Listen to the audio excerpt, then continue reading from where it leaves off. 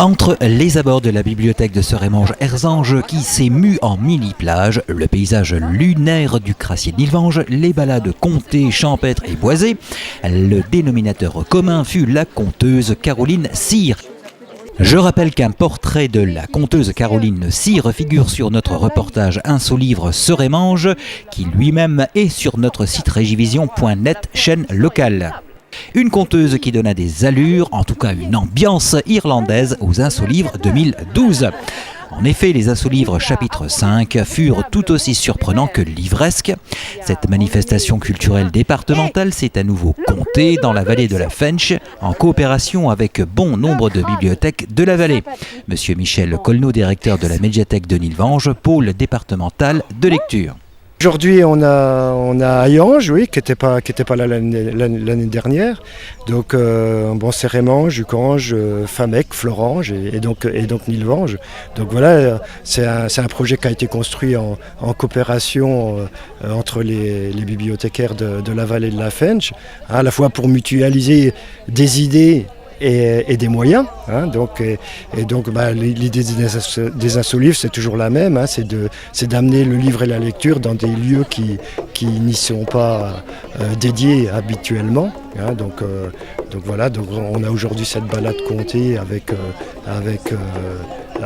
l'association des auxiliaires d'aveugles qui nous font à la fois découvrir on va dire le patrimoine naturel, puisqu'on en a quand même dans la vallée de la Fench, et qui nous permettent de travailler aussi avec les publics en situation de handicap, puisque les établissements de lecture publique se doivent d'être aussi ouverts à tout le monde et de favoriser l'accès à la culture, y compris pour les personnes qui sont déficientes la visuelle dans ce cas-là, quoi.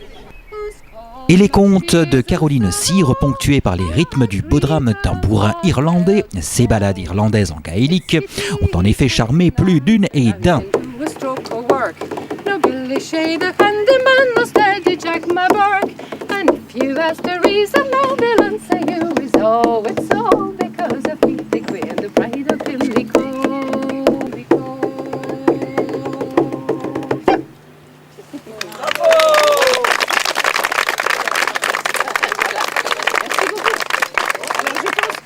Un univers qui aura fait voyager les participants sur de belles impressions nouvelles, sur des sensations évoquant plein d'images intérieures.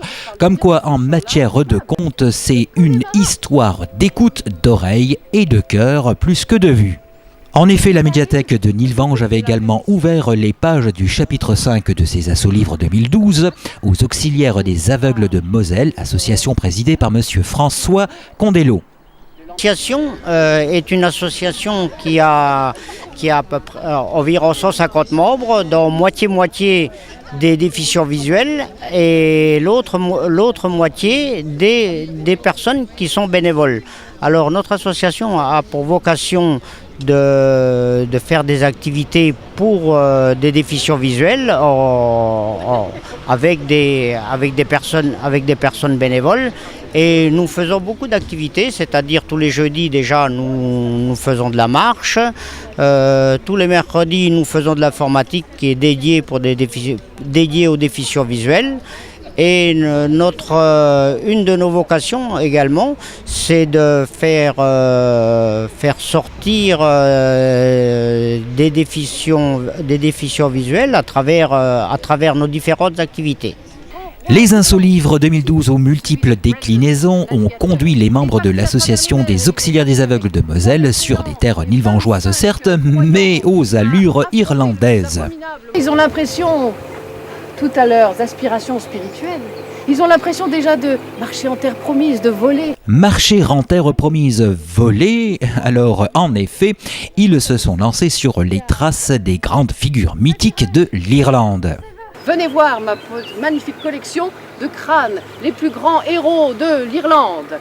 Alors là, vous voyez ce crâne-là, eh bien, c'est le crâne de Cuchulainn, un des plus grands héros de la légende irlandaise, celui qui a vaincu les Vikings grâce à son bouclier orné de 3 lions.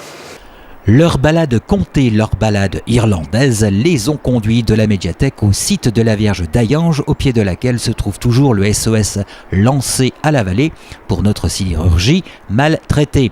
En tout cas, les contes de Caroline Cyr, eux, ont été excellemment traités pour un auditoire qui, grâce à ces différents univers, ont pu pleinement voyager, et ce de bien belle manière, en de nouvelles contrées, en plus de celles découvertes par leur marche. Une marche concoctée par le club de marche de Knutange via monsieur Raymond Schuster, alias... Celui-ci, c'est le crâne de Cuchulainn, le plus grand héros légendaire de l'Irlande, celui qui a défendu l'Irlande contre les Vikings avec son bouclier aux 3 lions. En tout cas, bien belle balade contée qui restera dans les mémoires. Beau voyage qu'a proposé Caroline Cyr, invitée par la médiathèque de Nilvange. En voyage, ça m'a très bien plu. En plus, le trajet était super bien et j'adore les chansons gaéliques. Alors, pour moi, tout est bien. You know, you silly old fool, you know, poor old Martin's blind. Me right, Finnegan, me Rio, we're tipping it up to Nancy. There's 9 in my family and none of them's my own. I wish that each and every man would come and claim his own. With me right, Finnegan, me Rio, me tip. Finnick, whoa, with me right, Finnegan, me Rio, we're tipping it up to Nancy.